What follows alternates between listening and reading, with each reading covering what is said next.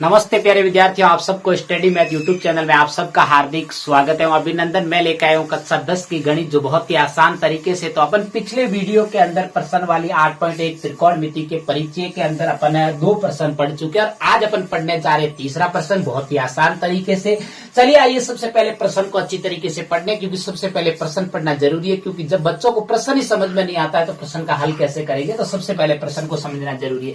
चलिए आइए प्रश्न की शुरुआत करते हैं कि यदि साइन ए बराबर 3/4 तो cos a और tan a का मान परिकलित कीजिए। मतलब कि वही है कि परिकलित का मतलब यही होता है कि इनका मान ज्ञात करना है, कि cos a और tan a का मान ज्ञात करना है। बहुत ही आसान तरीके से मैं आपको समझाऊंगा। चलिए आइए ध्यान से देखिए। सबसे पहली बात तो यह है कि आपको त्रिभुज बनाना आना चाहिए, कि समकोण त्रिभुज बनाना है। उसके अंदर आपको दे रखा क्या है, दिया हुआ है। सबसे पहले हल में क्या लिखेंगे, हल बराबर दिया हुआ है, दिया क्या है, साइन ए। क्या दे रखा है, साइन ए बराबर 3/4। क्या दे रखा है, साइन ए बराबर 3/4। इतना तो दे रखा है, ये तो बाद में ज्ञात करना है। cos ए और tan ए का मान बाद में ज्ञात करेंगे। तो सबसे पहले आपको समकोण त्रिभुज बनाना आना चाहिए। तो समकोण त्रिभुज होता है वो इस प्रकार होता है। इस समकोण त्रिभुज का नाम क्या रखेंगे, क्योंकि अपन के अंदर इसके अंदर थीटा की जगह ए दे रखा है, तो अपन इस त्रिभुज का नाम रखेंगे ए बी और सी। जब समकोण त्रिभुज, ये कोण कितने डिग्री का है, 90 डिग्री का है, तो ये समकोण त्रिभुज कहलाता है। अब देखिए इसके अंदर भी अपन को दे रखा है कि साइन ए, मतलब कि ए को थीटा मानेंगे, तो ये क्या कहलाता है, थीटा के सामने वाली भुजा हमेशा क्या कहलाती है, लंब कहलाती है। क्या कहलाती है, लंब कहलाती है। और उसके बाद में जो खड़ी और लंब कहलाती है, और थीटा के जो पास वाली भुजा है वो क्या कहलाती है, आधार कहलाती है। क्या कहलाती है, आधार कहलाती है। और 90 डिग्री के सामने वाली भुजा हमेशा क्या कहलाती है, कर्ण कहलाती है। मुझे उम्मीद है कि आपको इतना समझ में आया आसानी से, क्योंकि इसको मैंने लंब क्यों माना, क्योंकि यहाँ थीटा ए दे रखा है। देखो साइन के अंदर साइन ए दे रखा है, तो थीटा ए को मानना है। जब ए को थीटा मानेंगे तो थीटा के सामने वाली भुजा हमेशा क्या कहलाती है, लंब कहलाती है। और उसके 90 डिग्री के सामने वाली भुजा कर्ण, और जो बाकी पीछे बची वो क्या कहलाती है, आधार कहलाती है। अब अपन पता कैसे लगाएंगे कि अब इसमें लंब कौन सा है, कितना है, और आधार कितना है, और कर्ण कितना है। चलिए आइए अपन यहां से पता लगाएंगे कि साइन को कैसे लिखा जाता है। मैंने पहले भी आपको बताया था कि एक ट्रिक याद रखनी है कि लाल बट्टे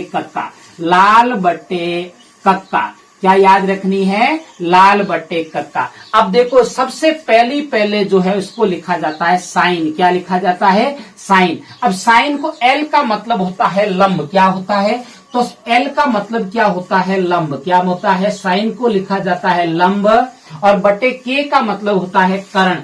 अब देखो साइन को कैसे लिखा जाता है, सब साइन ए को लिखा जाता है लंब बटे कर्ण। तो अपने सामने आ गया है कि लंब कितना है, 3। कितना है, ये है 3। कितना है, 3। और उसके बाद में आपके पास में जो कर्ण है वो 4 है। कर्ण कितना है, 4। ये जो भुजा है वो कर्ण आपके सामने दे रखी है। अब अपन को ज्ञात क्या करना है, सबसे पहले तो अपन cos a और tan a का मान ज्ञात करने से पहले अपन को आधार ज्ञात करना पड़ेगा। और आधार ज्ञात करने के लिए अपन को किसको याद करते हैं, अपन पाइथागोरस प्रमेय को याद करते हैं।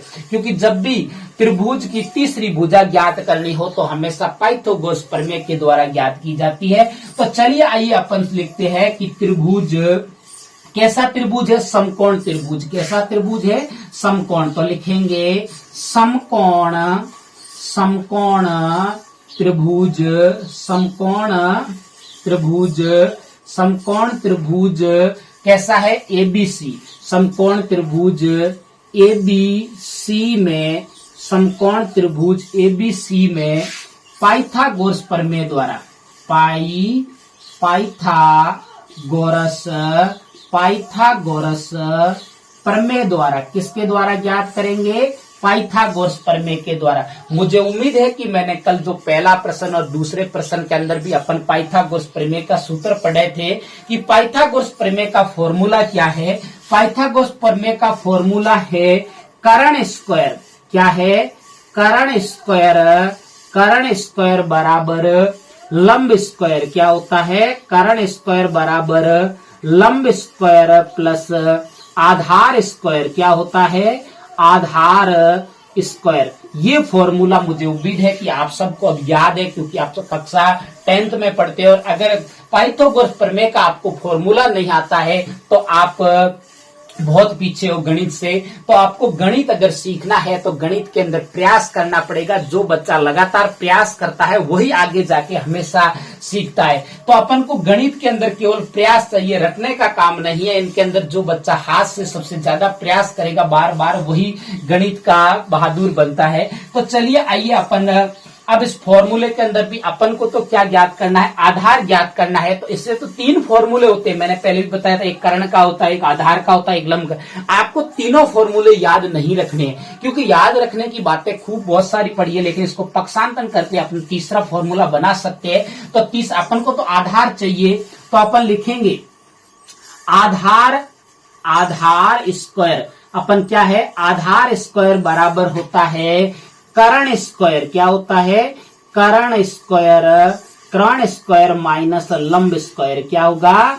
कर्ण स्क्वायर माइनस लंब स्क्वायर। अब अपने पास फॉर्मूला आधार स्क्वायर का पड़ा है और उसके बाद में अपन को कर्ण दे रखा है और लंब दे रखा है, तो अपन बहुत ही आसान तरीके से ज्ञात कर सकते हैं इसको। और अपन को तो केवल आधार चाहिए, ये आधार स्क्वायर है, तो दोनों तरफ वर्गमूल करेंगे तो इधर स्क्वायर हट जाएगा, तो इधर क्या बचेगा? आधार। क्या बचेगा? आधार बराबर बचेगा कर्ण स्क्वायर। क्या बचेगा? कर्ण स्क्वायर माइनस लंब स्क्वायर। क्या बचेगा? कर्ण स्क्वायर माइनस लंब स्क्वायर। और अंडर रूट करना पड़ेगा इसका। क्या करना पड़ेगा?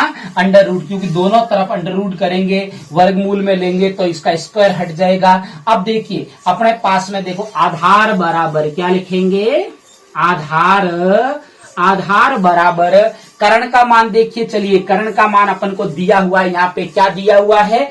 4 दे रखा है, तो अपन यहाँ पे भी लिख देंगे अंडर रूट 4 का स्क्वायर। देखो कर्ण का मान 4 है और स्क्वायर पहले से ही था, तो कर्ण का 4 का स्क्वायर बना दिया। फिर देखो माइनस, क्योंकि सबसे बड़ी बात ये अक्सर बच्चों को क्या होता है कि फॉर्मूला भी याद होता है और फॉर्मूले के अंदर मान नहीं रखना आता है, ये सबसे बड़ी बात होती है।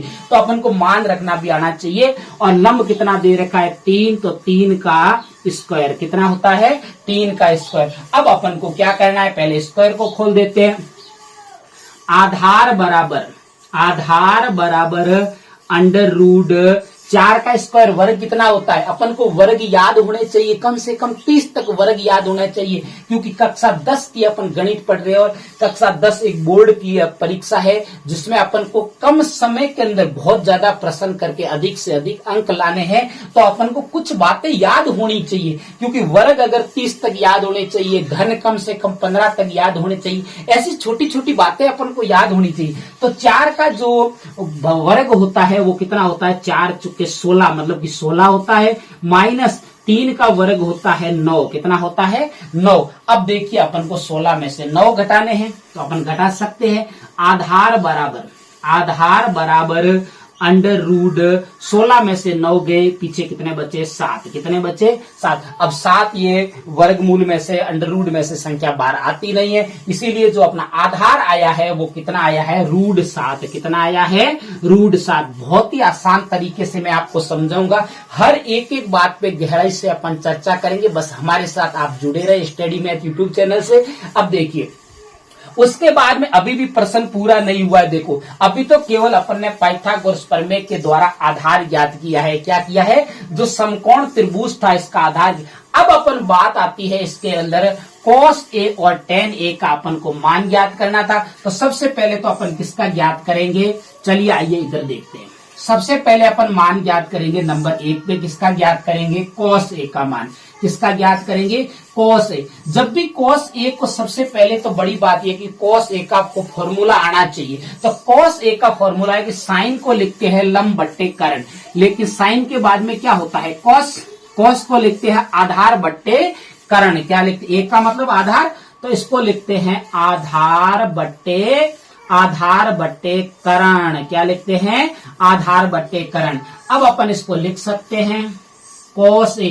अब देखो इसमें भी आपको थीटा किसको मानना है, ए को मानना है, तो थीटा ए है तो थीटा के सामने वाली भुजा हमेशा लंब कहलाती है। तो आधार इसका कौन सा है, आधार ये 7 है, √7, तो अपन इसको लिखेंगे आधार √7 बट्टे कर्ण अपन को दे रखा है, कितना दे रखा है 4, तो ये 4। तो अपन का cos a का आपको मान प्राप्त हो गया बहुत ही आसान तरीके से कि √7 बट्टे 4। अब अपन को किसका चाहिए, tan का मान चाहिए, किसका चाहिए, tan a का मान चाहिए। नंबर 2 पे किसका चाहिए, tan a बराबर होता है, tan को कैसे लिखा जाता है, अब देखो ये साइन को लंब बट्टे कर्ण, cos को आधार बट्टे कर्ण, तो cos के बाद में क्या आता है, tan आता है, और tan को लिखा जाता है लंब बट्टे आधार। क्या लिखा जाता है, लंब बट्टे आधार, लंब बट्टे आधार।